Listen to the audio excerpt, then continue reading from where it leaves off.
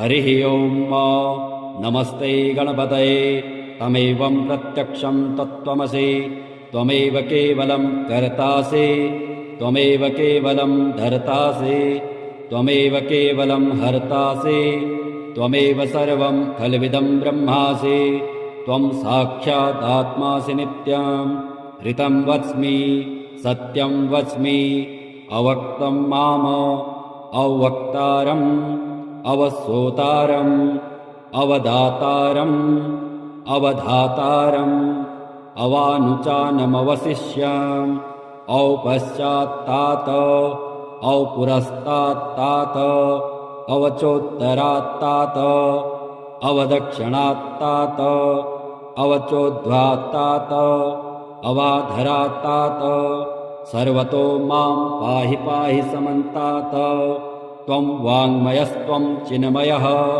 त्वमानन्दमयस्त्वं ब्रह्ममयः त्वं सच्चिदानन्दाद्वितीयोऽसि त्वं प्रत्यक्षं ब्रह्मासि त्वं ज्ञानमयो विज्ञानमयोऽसि सर्वं जगदिदं त्वत्तो जायते सर्वं जगदिदं त्वत्तिष्ठति सर्वं जगदिदं त्वयि लयमेष्यति सर्वं जगदिदं त्वयि प्रत्येति त्वं भूमिरापो नलो निलो नभः त्वं चत्वारि वाक्पदानि त्वं गुणत्रयातीतः त्वं कालत्रयातीतः त्वं देहत्रयातीतः त्वं मूलाधारस्थोऽसि नित्यं त्वं शक्तित्रयात्मकः त्वां योगिनो ध्यायन्ति नित्यं त्वं ब्रह्मा त्वं विष्णुस्त्वं रुद्रस्त्वं इन्द्रस्त्वम् अग्निस्त्वं वायुस्त्वं सूर्यस्त्वं चन्द्रमास्त्वं ब्रह्म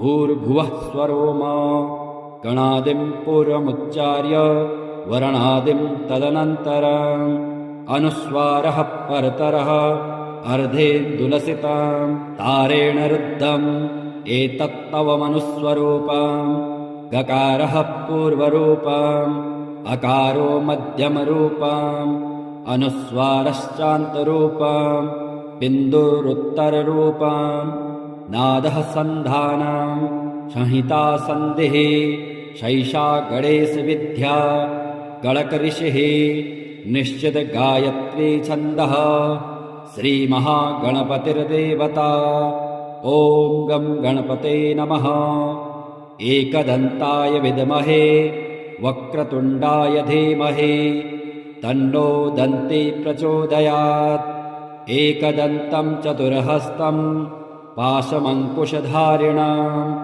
अभयं वरदं हस्तैर्बिभ्राणं मूषकध्वजं रक्तं लम्बोदरं शूर्पकर्णकं रक्तवाससं रक्तगन्धानुलिप्ताङ्गं रक्तपुष्पैः सुपूजितं भक्तानुकम्पिनं देवं जगत्कारणमच्युतम् आविर्भूतं च सृष्ट्यादौ प्रकृतेः पुरुषात् परम् एवं ध्यायन्ति यो नित्यं स योगी योगिनां वरः नमो व्रातपतये नमो गणपतये नमः प्रमथपतये नमस्ते स्तुलम्बोदराय एकदन्ताय विघ्नविनाशिने शिवसुताय श्रीवरदमूर्तये नमो नमः एतत् अथर्वशीरो यो धीते स ब्रह्मभूयाय कल्पते स सर्वविघ्नैर्बाध्यते स सर्वतः सुखमेधते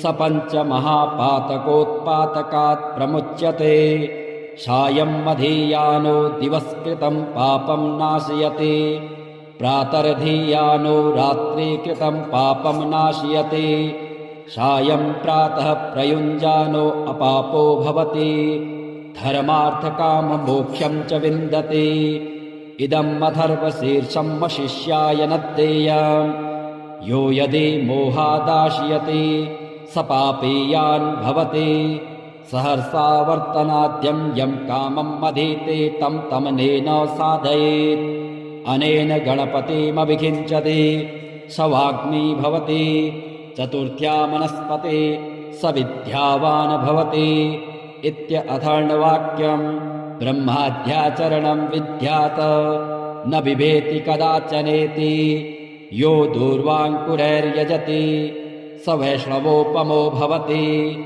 यो लाजैर्यजति स यशोवान् भवति, स मेधावान् भवति। यो मोदकसहस्रेण यजति स वाञ्छितफलमवाप्नोति। यः साज्यसमृद्धिर्यजति स सर्वं लभते, स सर्वं लभते। अष्टौ ब्राह्मणान् सम्यक् ग्राहीत्वा सूर्यवर्चस्वी भवति। सूर्यग्रहे महानद्यां प्रतिमासन्निधौ वा जपत्वा सिद्धमन्त्रो भवति। महाविघ्नात् प्रमुच्यते, महापापात् प्रमुच्यते, महादोषात् प्रमुच्यते। स सर्वविद् भवति, स सर्वविद् भवति। य एवं वेद। ॐ भद्रं कर्णेभिः शृणुयाम देवा, भद्रं पश्येमाशविर्यजत्राः स्थिरैरङ्गे तुष्टुवागुं सस्तनोभिर्वशेमहि देवहितं जदायुः। मुदाकरात् मोदकं सदा विमुक्तिसाधकं कलाधरावतंसकं विलासिलोकरञ्जकम् अनायकैकनायकं विनाशिते भदैत्यकं नताशुभासुनाशकं नमामि तं विनायकम्।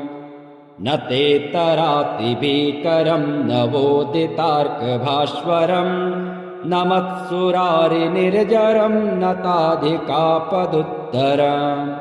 सुरेश्वरं निधीश्वरं गजेश्वरं गणेश्वरं महेश्वरं तमाश्रये परात्परं निरन्तरम्। समस्तलोकशङ्करं निरस्तदैत्यकुञ्जरं दरेतरोदरं वरं वरेव वक्रमक्षरम्।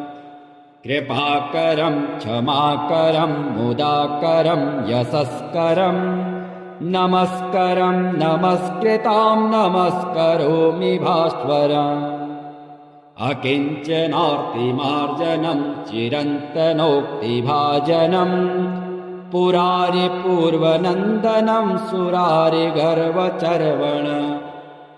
प्रपञ्चनाशभीषणं धनञ्जयादिभूषणं कपोलदानवारणं भजे पुराणवारणम्।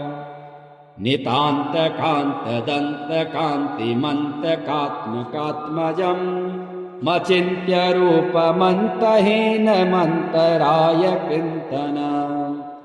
हृदन्तरे निरन्तरं वसन्तमेव योगिनां तमेकदन्तमेव तं विचिन्तयामि सन्ततम्।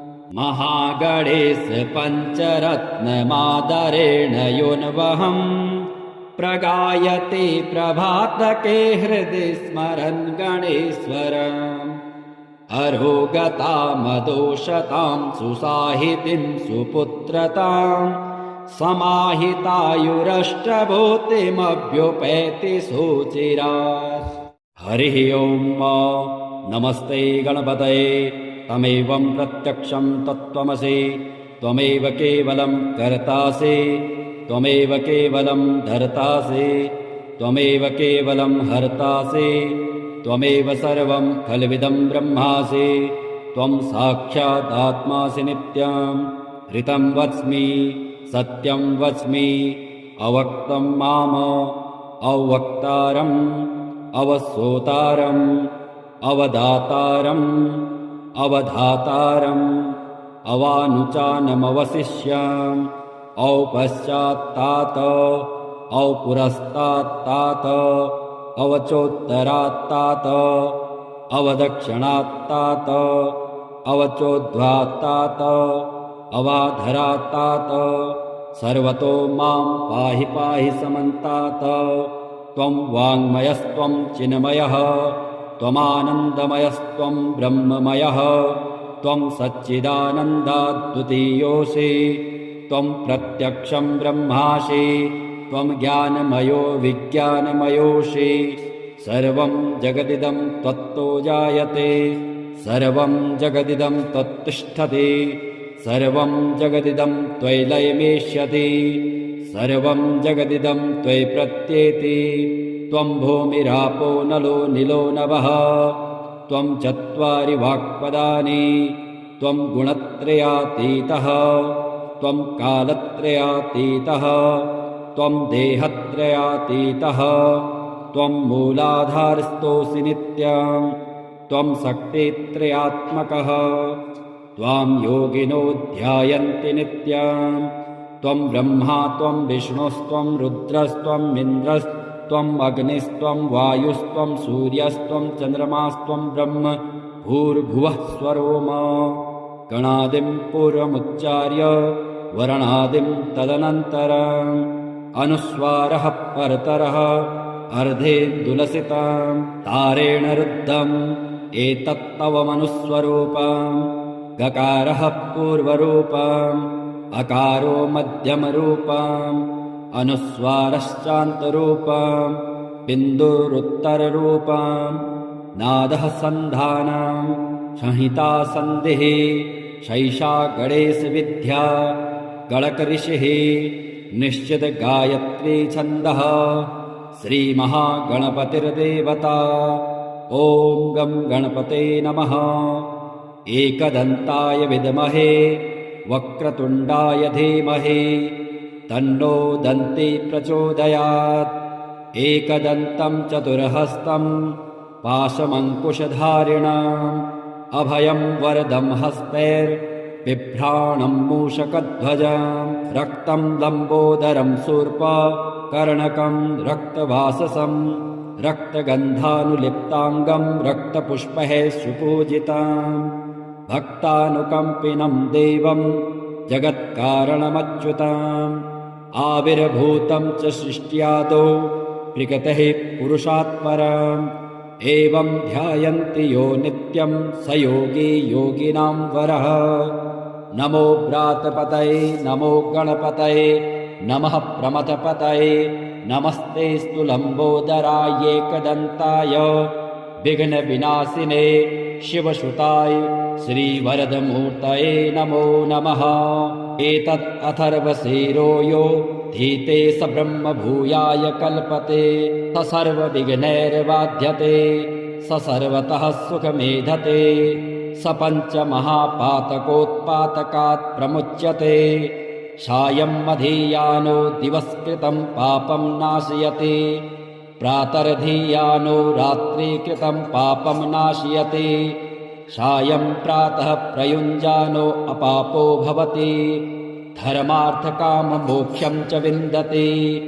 इदम् अथर्वशीर्षं शिष्याय न देयम् यो यदि मोहादाशयति स पापीयान् भवति सहर्षावर्तनाद्यं यं कामम् अधीते तं तमनेन साधयेत् अनेन गणपतिमभिषिञ्चति स वाग्मी भवति चतुर्थ्या मनस्पते स विद्यावान् भवति इत्यथर्ववाक्यम् ब्रह्माद्याचरणं विद्यात न बिभेति कदाचनेति यो दूर्वाङ्कुरैर्यजति स वैष्णवोपमो भवति यो लाजैर्यजति स यशोवान् भवति स मेधावान् भवति यो मोदकसहस्रेण यजति स वाञ्छितफलमवाप्नोति यः साज्यसमृद्धिर्यजति स सर्वं लभते स सर्वं लभते अष्टौ ब्राह्मणान् सम्यक् ग्राहीत्वा सूर्यवर्चस्वी भवति सूर्यग्रहे महानद्यां प्रतिमासन्निधौ वा जपत्वा सिद्धमन्त्रो भवति महाविघ्नात् प्रमुच्यते महापापात् प्रमुच्यते महादोषात् प्रमुच्यते स सर्वविद् भवति स सर्वविद् भवति य एवं वेद ॐ भद्रं कर्णेभिः शृणुयाम देवा भद्रं पश्येम सविर्जयत्राः स्थिरैरङ्गे तुष्टुवागुं स्वस्तनोभिर्वशेमहि देवहितं जदायुः मुदाकरात् मोदकं सदा विमुक्तिसाधकं कलाधरावतंसकं विलासिलोकरञ्जकम् अनायकैकनायकं विनाशिते भदैत्यकं नताशुभाशुनाशकं नमामि तं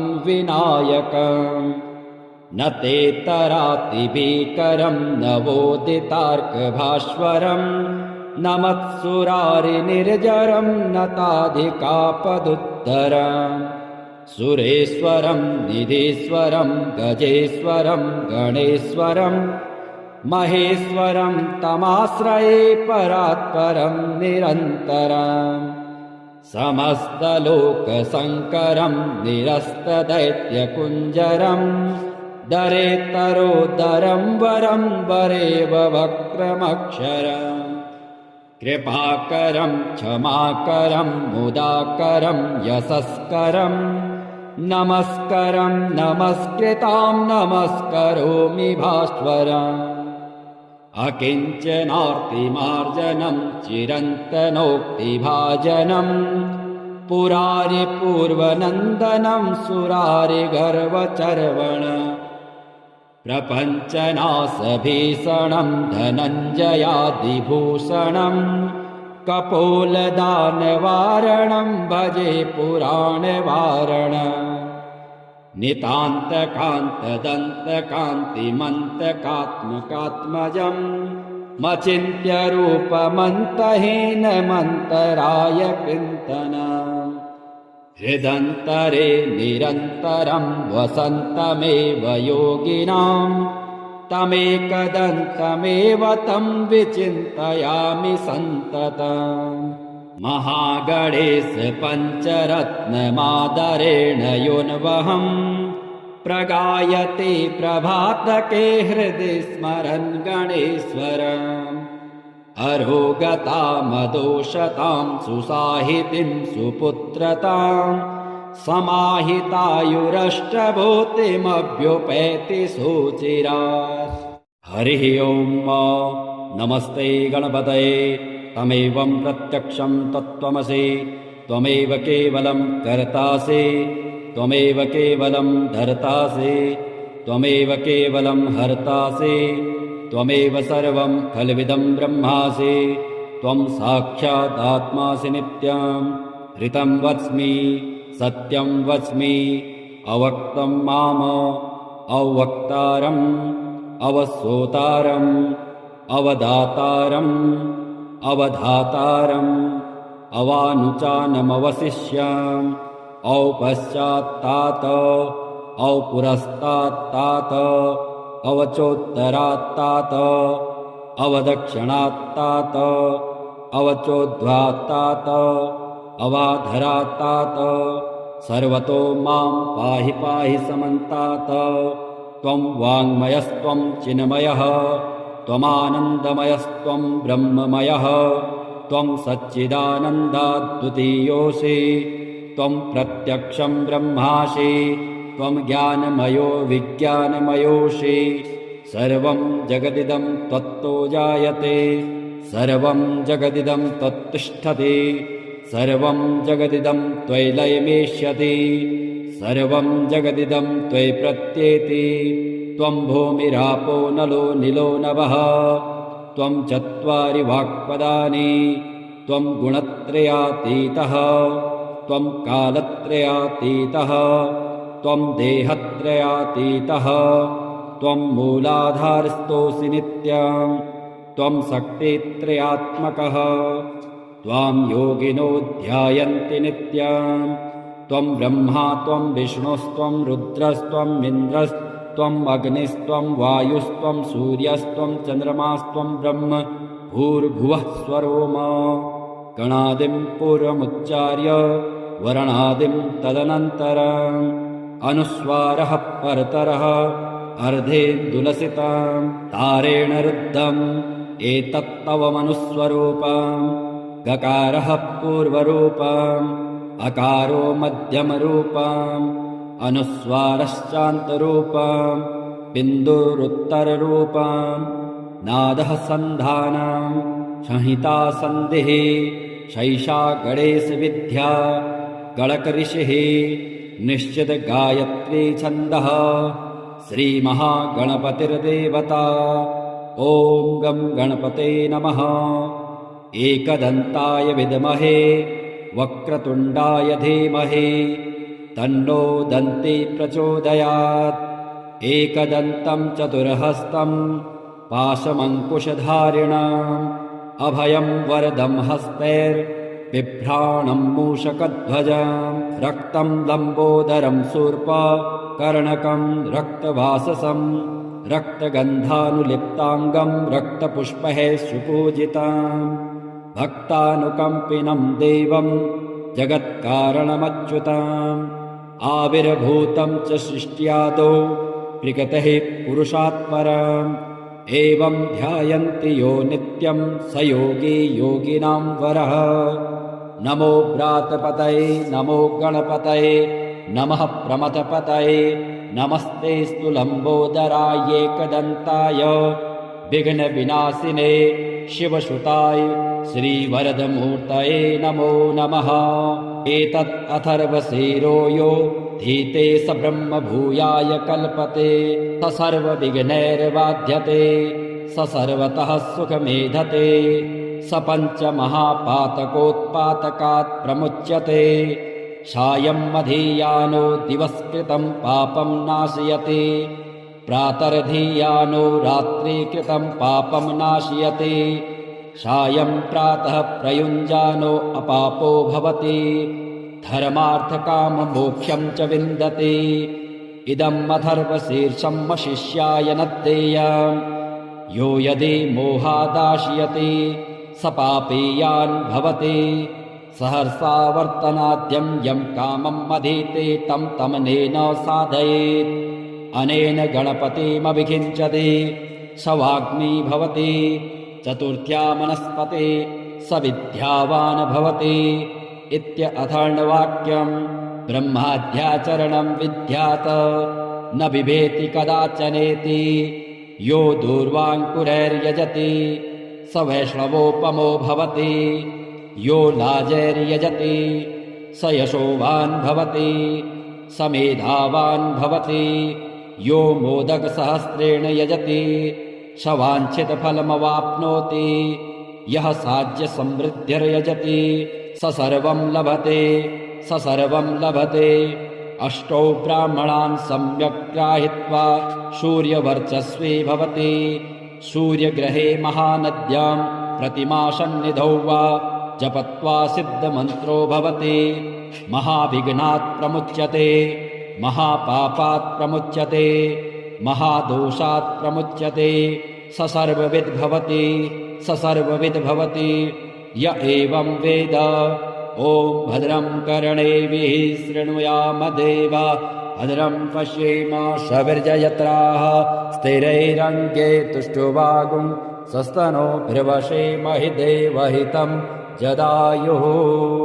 मुदाकरात् मोदकं सदा विमुक्तिसाधकं कलाधरावतंसकं विलासिलोकरञ्जकम् अनायकैकनायकं विनाशिते भदैत्यकं नताशुभासुनाशकं नमामि तं विनायकम् न तेतरातिभीकरं नवोदितार्कभास्वरं नमत्सुरारिनिर्जरं नताधिकापदुत्तरम् सुरेश्वरं निधीश्वरं गजेश्वरं गणेश्वरं महेश्वरं तमाश्रये परात्परं निरन्तरम् समस्तलोकशङ्करं निरस्तदैत्यकुञ्जरं दरेतरोदरं वरं वरेव वक्रमक्षरम्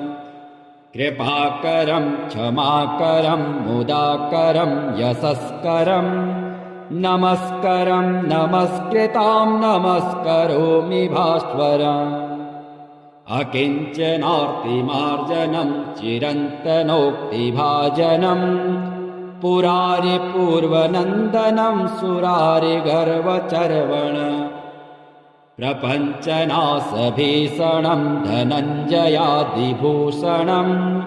कपोलदानवारणं भजे पुराणवारणम् नितान्तकान्तदन्तकान्तिमन्तकात्मकात्मजं मचिन्त्यरूपमन्तहीनमन्तराय कृन्तन हृदन्तरे निरन्तरं वसन्तमेव योगिनां तमेकदन्तमेव तं विचिन्तयामि सन्ततम् महागणेश पञ्चरत्नमादरेण योन्वहम् प्रगायते प्रभातके हृदि स्मरन् गणेश्वरम् अरोगतामदोषतां सुसाहितिं सुपुत्रतां समाहितायुरष्टभूतिमभ्युपैति सुचिरात्। हरिः ओम् नमस्ते गणपतये तमेवं प्रत्यक्षं तत्त्वमसि त्वमेव केवलं कर्तासि त्वमेव केवलं धर्तासि त्वमेव केवलं हर्तासि त्वमेव सर्वं खल्विदं ब्रह्मासि त्वं साक्षादात्मासि नित्यं ऋतं वच्मि सत्यं वच्मि अवक्तं माम अवक्तारम् अवसोतारम् अवदातारम् अवधातारम् अवानुचानमवशिष्याम् औपश्चात्तात औपुरस्तात्तात अवचोत्तरात्तात अवदक्षिणात्तात अवचोद्ध्वात्तात अवाधरात्तात सर्वतो मां पाहि पाहि समन्तात त्वं वाङ्मयस्त्वं चिन्मयः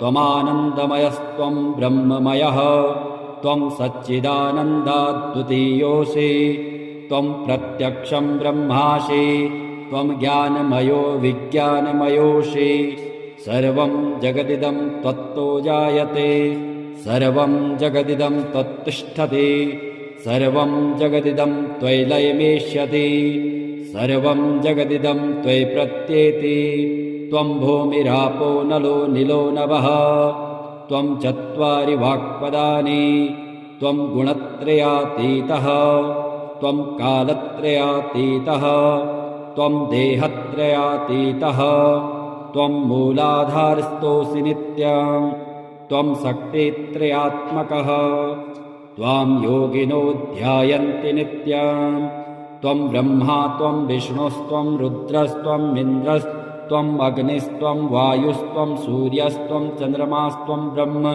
भूर्भुवः स्वरोम गणादिं पूर्वमुच्चार्य वर्णादिं तदनन्तरम् अनुस्वारः परतरः अर्धेन्दुलसितं तारेण रुद्धम् एतत्तवमनुस्वरूपम् गकारः पूर्वरूपम् अकारो मध्यमरूपम् अनुस्वारश्चान्तरूपम् बिन्दुरुत्तररूपम् नादः सन्धानम् संहिता सन्धिः शैषा गणेशविद्या गणकऋषिः निश्चित गायत्री छन्दः श्रीमहागणपतिर्देवता ॐ गं गणपते नमः एकदन्ताय विद्महे वक्रतुण्डाय धीमहि तन्नो दन्ती प्रचोदयात् एकदन्तं चतुर्हस्तं पाशमङ्कुशधारिणम्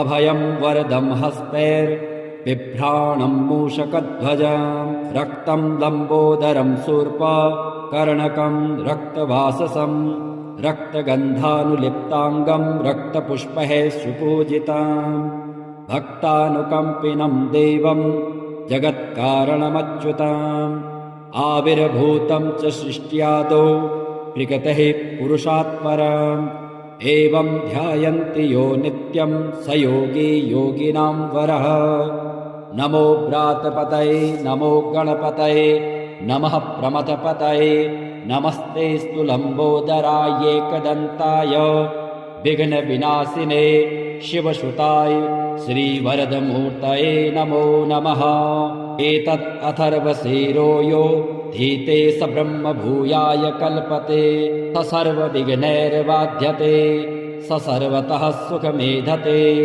स पञ्चमहापातकोत्पातकात् प्रमुच्यते सायं मधीयानो दिवस्कृतं पापं नाशयति प्रातर्धीयानो रात्रिकृतं पापं नाशयति सायं प्रातः प्रयुञ्जानो अपापो भवति धर्मार्थकाममोक्षं च विन्दति इदम् अथर्वशीर्षं शिष्याय न देयम् यो यदि मोहादाशयति स पापीयान् भवति सहर्षा वर्तनाद्यं यं कामम् अधीते तं तमनेन साधयेत् अनेन गणपतिमभिषिञ्चति स वाग्मी भवति चतुर्थ्या मनस्पते स विद्यावान् भवति इत्यथर्ववाक्यम् ब्रह्माद्याचरणं विद्यात् न बिभेति कदाचनेति यो दूर्वाङ्कुरैर्यजति स वैष्णवोपमो भवति यो लाजैर्यजति स यशोवान् भवति स मेधावान् भवति यो मोदकसहस्रेण यजति स वाञ्छितफलमवाप्नोति यः साज्यसमृद्धिर्यजति स सर्वं लभते स सर्वं लभते अष्टौ ब्राह्मणान् सम्यक् ग्राहित्वा सूर्यवर्चस्वी भवति सूर्यग्रहे महानद्यां प्रतिमासन्निधौ वा जपत्वा सिद्धमन्त्रो भवति महाविघ्नात् प्रमुच्यते महापापात् प्रमुच्यते महादोषात् प्रमुच्यते स सर्वविद् भवति स सर्वविद् भवति य एवं वेद ॐ भद्रं कर्णेभिः शृणुयाम देवा भद्रं पश्येम सविर्जयत्राः स्थिरैरङ्गे तुष्टुवागुं सस्तनोभिर्वशेमहि देवहितं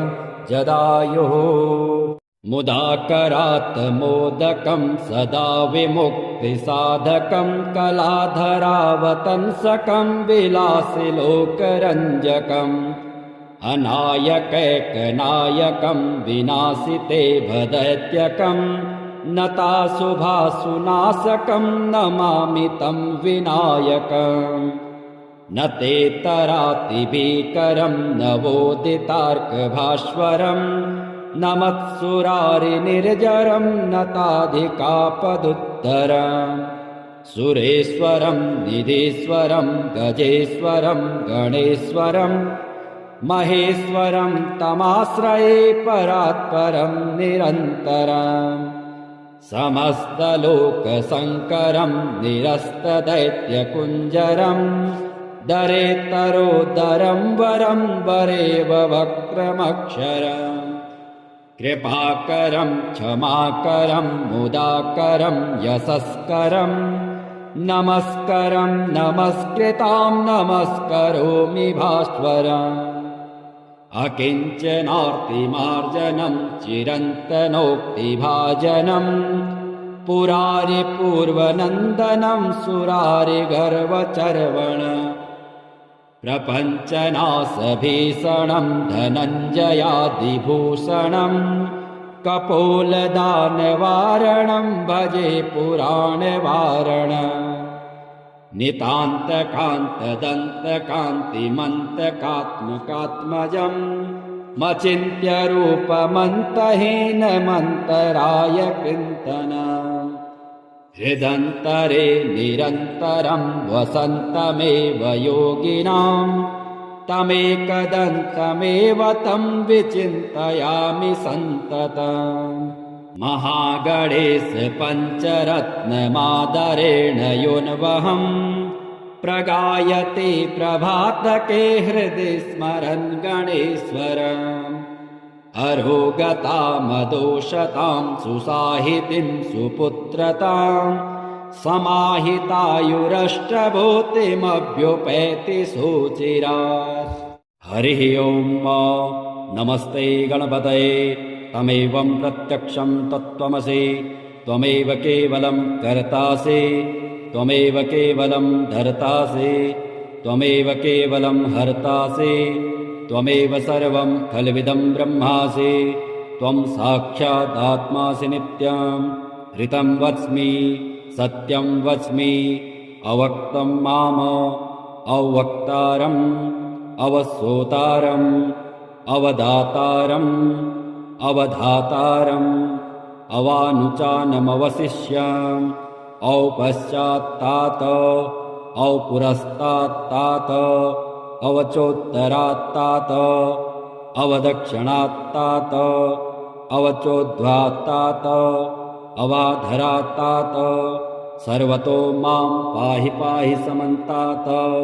त्वं वाङ्मयस्त्वं चिन्मयः त्वमानन्दमयस्त्वं ब्रह्ममयः त्वं सच्चिदानन्दाद्वितीयोऽसि त्वं प्रत्यक्षं ब्रह्मासि त्वं ज्ञानमयो विज्ञानमयोऽसि। सर्वं जगदिदं त्वत्तो जायते सर्वं जगदिदं त्वत्तिष्ठति सर्वं जगदिदं त्वयि लयमेष्यति सर्वं जगदिदं त्वयि प्रत्येति। त्वं भूमिरापो नलो निलो नभः त्वं चत्वारि वाक्पदानि त्वं गुणत्रयातीतः त्वं कालत्रयातीतः त्वं देहत्रयातीतः त्वं मूलाधारस्थोऽसि नित्यं त्वं शक्तित्रयात्मकः त्वां योगिनो ध्यायन्ति नित्यं।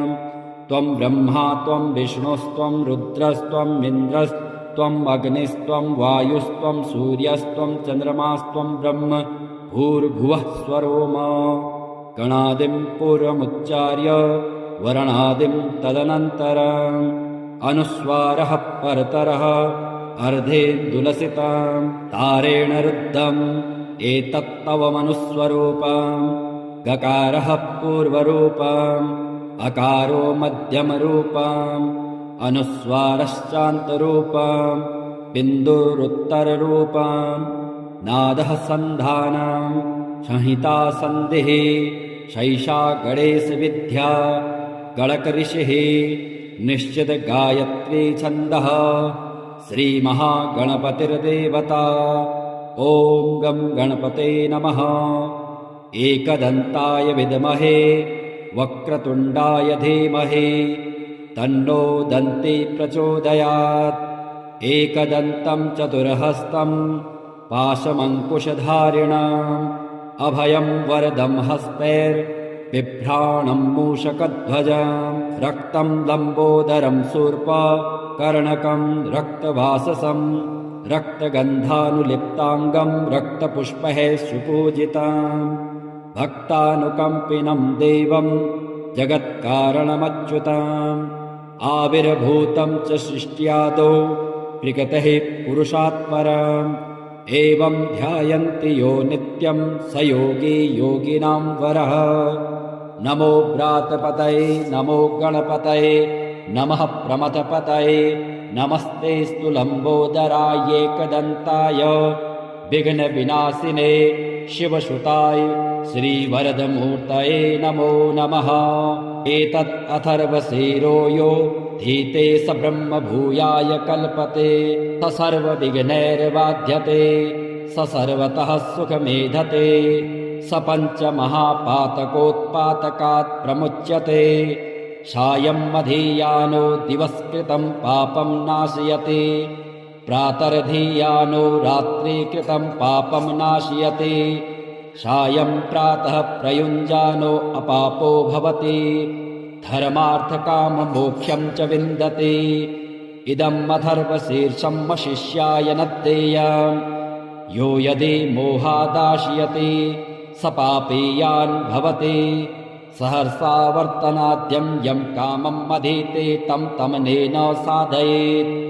अनेन गणपतिमभिषिञ्चति स वाग्मी भवति। चतुर्थ्या मनस्पते स विद्यावान् भवति इत्यथर्ववाक्यम्। ब्रह्माद्याचरणं विद्यात् न बिभेति कदाचनेति।